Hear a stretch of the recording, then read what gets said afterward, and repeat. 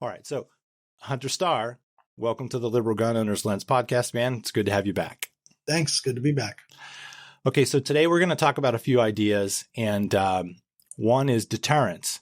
So I think it would behoove us, or it is, the mantle has been placed upon us as developers and liberal gun owners to educate people on realities, because it seems like in this society, people really don't understand the law and how it works. Also, people seem to have a problem with reality and how that works. People seem to also have a problem with governance and how that works. Okay, so these things are all coming together: governance, the law, society, and human behavior. And there seems to be a lack of real understanding for these things. And so one of the parts of our mission is to get better results with gun rights and public safety. And my hypothesis is, how can you actually do that when you have a populace and a governmental hub, a governmental hub or center that both entities seem to struggle with facts and reality. And for years, I've been watching our community and watching people talk about the law, but not really understand the reality of it. So the first concept I want to talk to you about today, which I know you have a great amount of knowledge in terms of this concept, is deterrence. I would like to start us in our education with talking about deterrence. So I have two quotes here that I would like to read for everybody. You've probably read them because I sent them to you, but I would like to read these quotes. And the first one is from Paul H. Robinson. He is a Colin S. Diver professor of law. It seems likely that manipulating criminal law, the substantive rules governing the distribution of criminal liability and punishment, commonly does not materially affect deterrence, contrary to what law and policymakers have assumed for decades. The claim here is not that criminal law can never influence behavior, but rather that the conditions under which it can do so are not typical. By contrast, criminal lawmakers routinely formulate criminal law rules on an assumption that the formulation will always have the intended deterrent effect. It is that working assumption that is so disturbing and so dangerous. That's Robinson's quote. I'm going to do another one from criminologist Michael Tonry. Another thing to be said to a lay audience is that thinking and knowledge about deterrence are important. Policymakers would like to believe that penalties and penalty increases deter because those beliefs provide a basis for trying to do something about troubling social problems. The difficulty is that mistaken beliefs and deterrence may lead to adoption of seriously mistaken policies. Again, that's Michael Tonry, criminologist. So what I want to say about deterrence is, this is the way that I start to understand the nexus point between the law and human behavior. So the first question that I have for you is kind of loaded, because we both know we have our answers because we've talked about this before. But does law affect human behavior in the way that a lot of policymakers sell it? And does law affect human behavior in the way that most average everyday humans understand it? So we're talking about deterrence, and that's really what it means, is that a rule or an idea adjusts or stops a certain behavior. That's what deterrence is. Or the entire body or system of law and enforcement deters human behavior. Does it do that to the degree to which most people think it does? That's my first question. And the answer is no. And it's just a resounding no. And we can get into the finer points of the difference between retributivism, rehabilitation, and deterrence, and the finer points of deterrence, both specific deterrence and general deterrence. But ultimately, policymakers who sell deterrence sell general deterrence. And they sell it as a guarantee. And when people talk about it in social circles and political forums, they talk about general deterrence as something that is going to guarantee adherence, except in the most, I'll say, outlying of groups, right? The fringe groups. When in reality, general deterrence has a limited place in our policies. It has a limited functionality in our policies. Yeah. And to the extent that policymakers really believe it works, I don't know that that's true. I think that policymakers understand that people believe it works. And so people don't sell laws as, I have an idea for a law, and that law can have some mitigating effect on this between, 10 and 20%, let's say. Of course not. They'll say, I have a law that's going to get rid of corruption. I have a law that's going to get rid of this harmful behavior. And they have to sell it as a guarantee, because if they don't, nobody's going to rah, right? Nobody's going to vote for them if they're saying, guys, I have a limited usefulness in what I can do. Yeah. So that's a problem.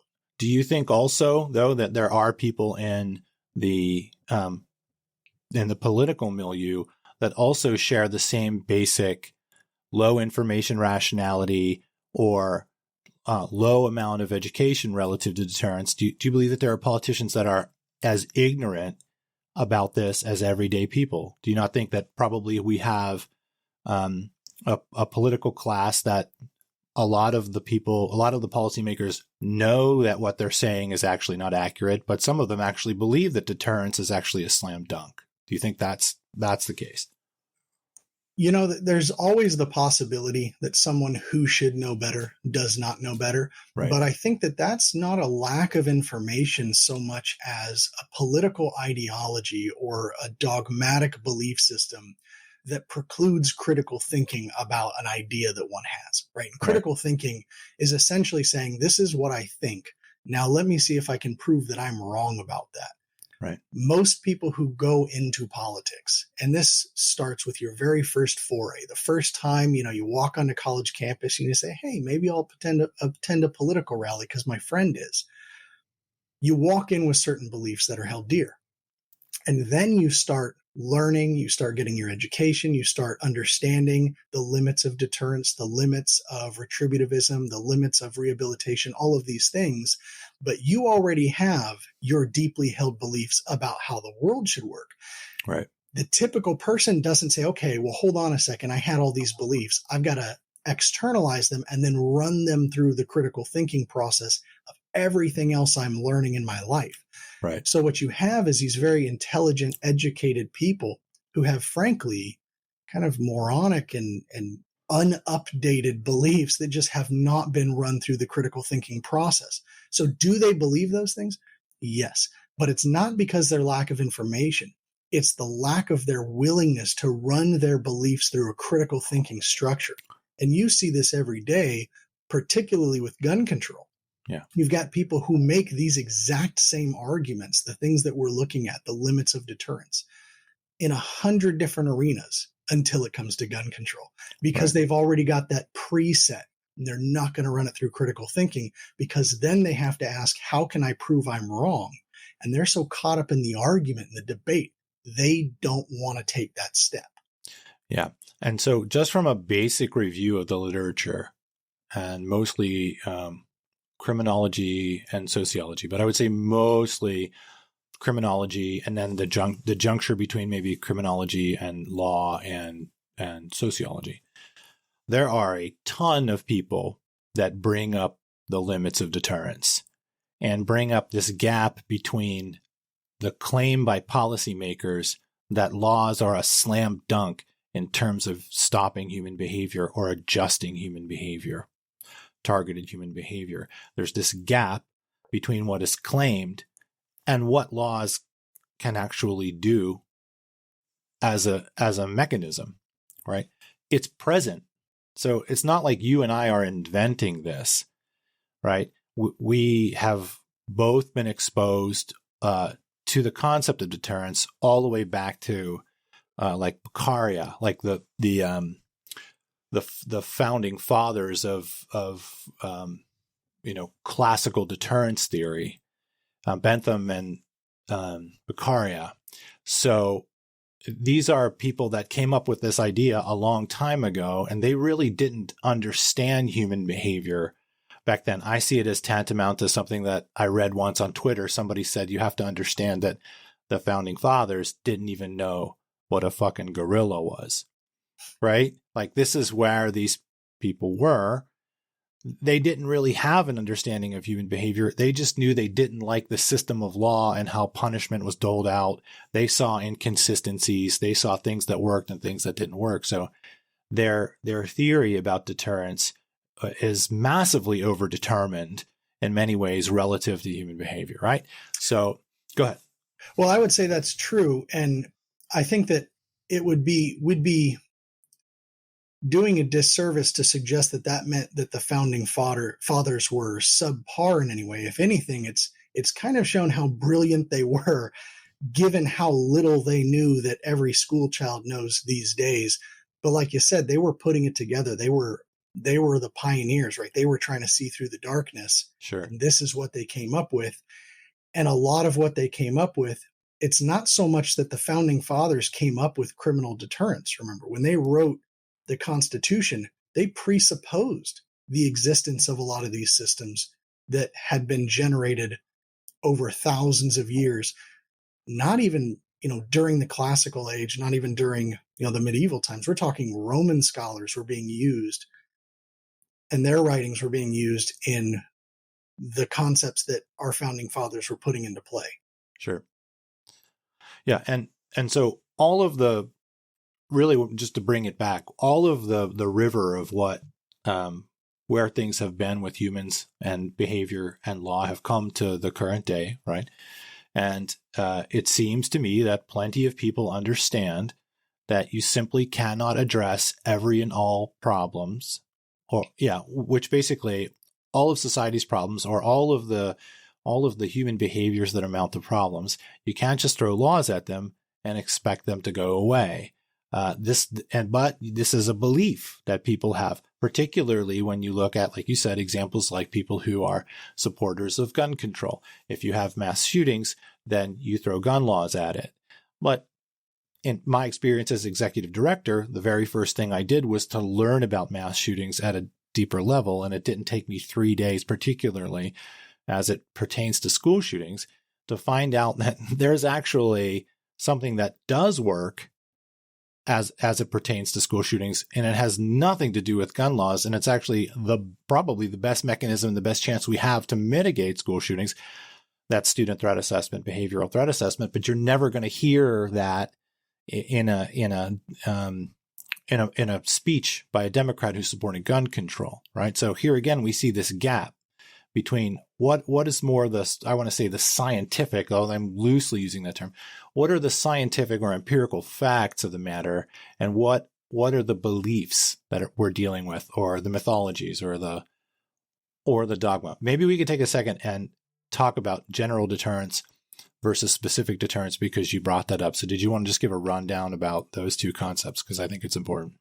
Yes. So I'll start with saying that I don't think anybody seriously in any academic forum would contest the idea that deterrence is of, at best, limited value.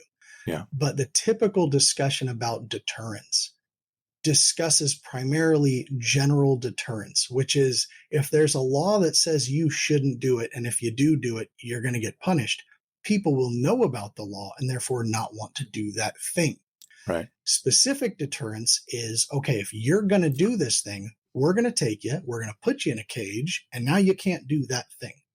Right. And so if you take somebody who's an inveterate car thief and you put them in a prison cell, they're not going to be stealing anybody's cars from that prison cell. And right. That is unquestionably a deterrent that works.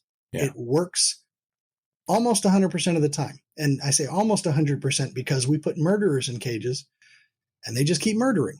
They murder their cellmates, they murder prison officers. And we lose sight of the fact that specific deterrence only works as far as we're willing to go with it. The ultimate form of specific deterrence is the death penalty. Yeah. Because when you put somebody in prison for the rest of their life, you're basically saying you get to do everything bad that you can.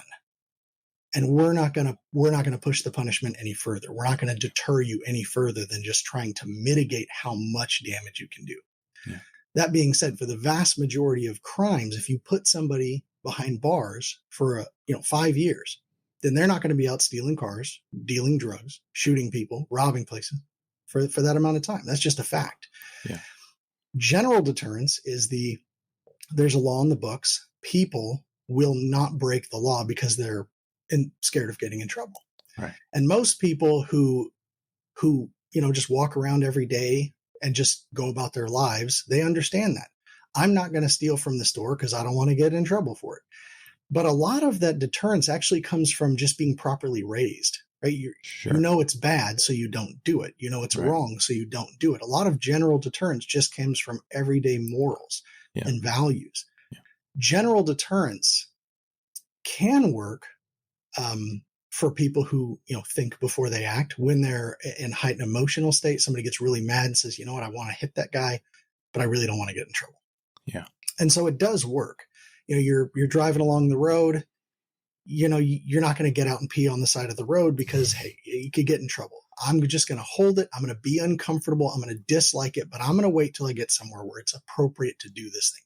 And that's you taking discomfort partly in because you don't want to get in trouble. Yeah. But there are people for whom this simply does not work.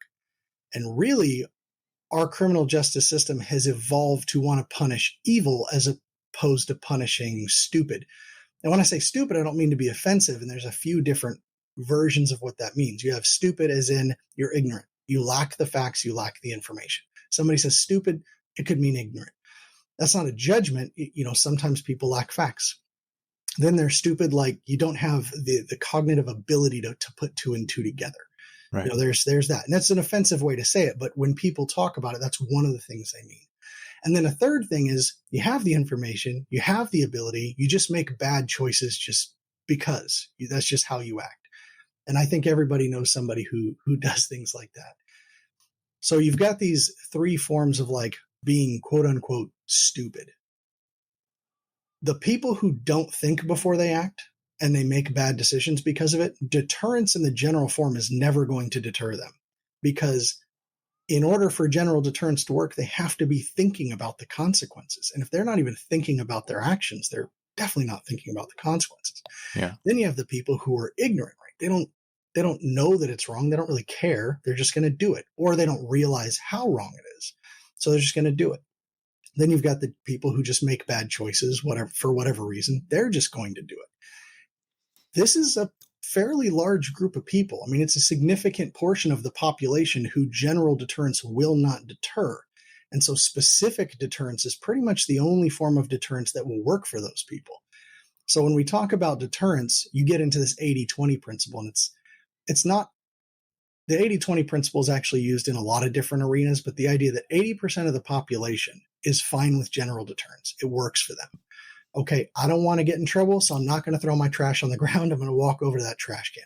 Maybe they do it just because they were good people and raised right. Maybe they don't want to get in trouble. Either way, general deterrence works.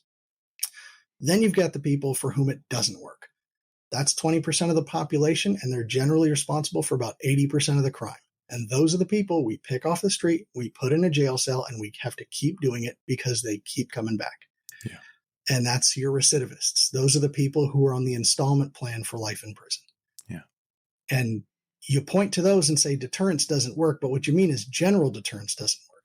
But we can't just look at the whole population, give them a personality test when they're in grade school and say, you're the type of person for whom general deterrence doesn't work, so we're going to put you in a jail cell for the rest of your life. We can't do that either.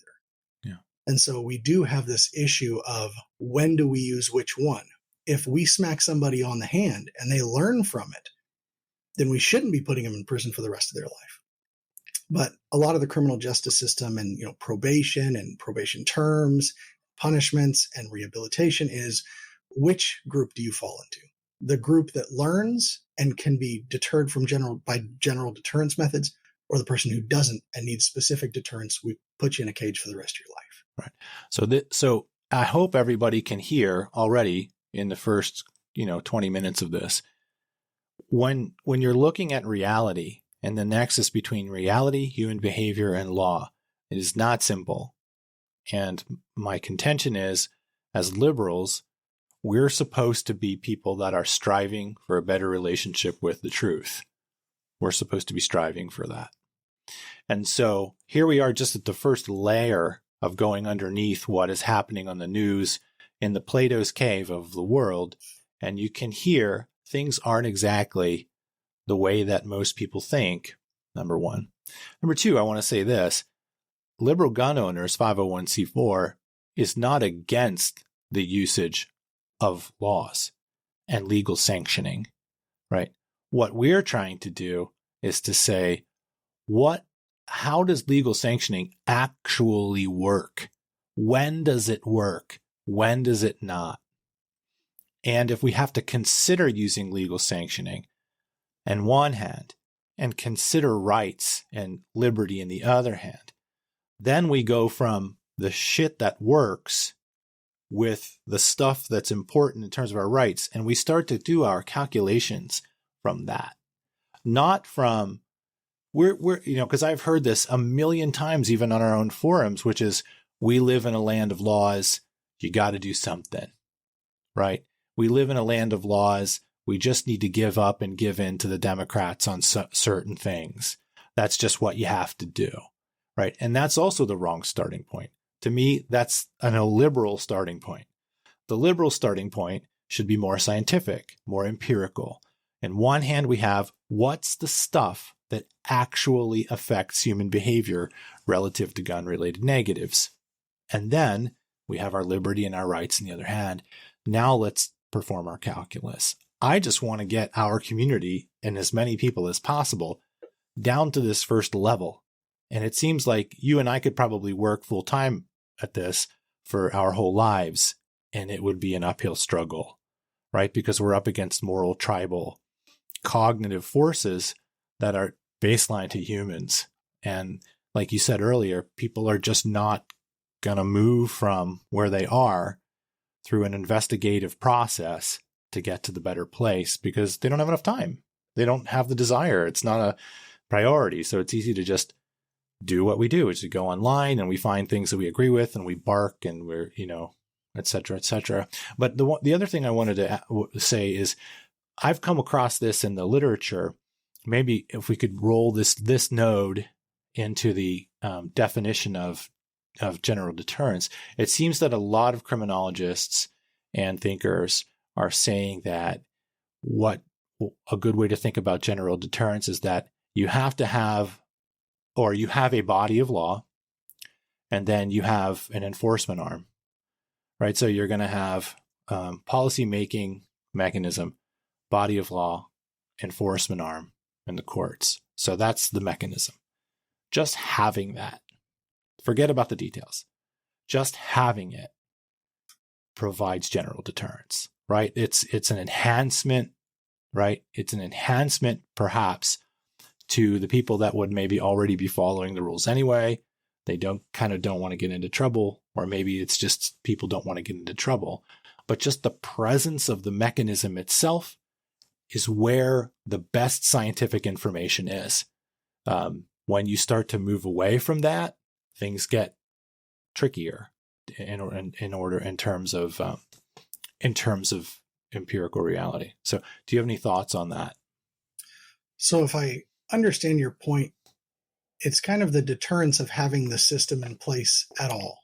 Yes. And the biggest example where I think this is true is turn the lights off in a grade school classroom. First thing that happens, everyone starts screaming. Sure. Because you can't see who's doing it. Yeah. And so the idea is if I can see you, right, if there's a system in place where you can be held accountable for things, you're just going to be cool. As soon as that system's gone, we're going to see the true colors. And it's not that this person thinks I won't get caught for this, so I will do this thing, but it's this kind of, I'll say, visceral feeling of there are no rules now. Anything goes. Yeah. And when people get that sense that there are no rules and anything goes, it can be utter chaos. In fact, this principle is really well outlined in the area of professional legal ethics, or professional responsibility, as it's referred to in law schools. And it's become a far more technical field in terms of the actual rules and exactly how to structure fee agreements, etc. But at the base of all of the literature when it comes to legal ethics is this idea that if people don't believe in the system, we're going to have problems. They have to be able to believe that the system is there and the system works and want to use it, because if we don't have that, it's chaos. Sure. And it's a little like a monetary system. If everybody agrees that $1 is worth so much, we can trade. Yeah. As soon as we lose that belief, we got problems. Yeah. I think that anarchists and some intense libertarians, I don't want to call it racist, but it seems to be their concepts seem to be very anti-human in terms of understanding what we are. Human groups don't dig chaos. It doesn't matter if it's contact period data from hunter-gatherers to contemporary hunter-gatherers to any early state to the contemporary states, humans don't like it. And now that doesn't mean that I'm trying to bootlick here and say that I believe that a system should be this, like just pile the laws on human behavior. And I'm not saying that. I'm not saying there aren't negatives associated with potentially all hierarchies, all systems. I think there's a good case that humans fuck everything up, cause problems in everything. Abuses happen every time we have a system. I'm not saying that's not true, but at the same time, humans are just never, especially now and from here forward, 21st century forward, we are going to do some kind of an exceptional system, because for the reasons you just said, we don't like it when the lights go off. We want, as much as we rail against paternalism, there's something in which we'll probably talk about later, but there's something inside of humans that are, especially liberals, I think, and progressives, that kind of requires it. It requires some parental force because we don't want the lights to go out, generally speaking. And if you look at the driving force behind evolution, you'll read the scholars that say, the desire to mate, the desire to reproduce, the desire to do this and that. But if you look at what we do from a societal standpoint, pretty much everything we do is about getting comfort. Yes. And completely. Predictability is comfort. When we passed the income tax, that wasn't a thing for a very long time. We passed the income tax and then we never got rid of it because we have these great roads and we've got police forces, and it makes things predictable. It makes things easier for us. But we have to recognize that there's a limit to what that can do before it starts to become dangerous. Yeah. And I sorry, go ahead. Well, anybody who says, well, we go all the way this way or not, well, they're not really engaging in the discussion, right? They're just kind of arbitrarily choosing a value. And that's what you see with a lot of modern ethical debates as well. You'll see somebody basically take an extreme position. And what I tell my students when we talk about ethics is the struggle between the varying conceptions of the good, right? And that's where ethics happens, is in that struggle, in that back and forth. And a lot of these modern scholars say, well, I think we ought to just pick this one and stick with it. Well, then you're not doing ethics. You're kind of not doing it. And when people do the same thing in this discussion, well, we should just be able to pass laws. Well, now you're not doing the human thing that we need to do, which is the value judgment. We need to weigh our rights against our responsibilities, right? The things that we should be able to do versus the things that we should not do.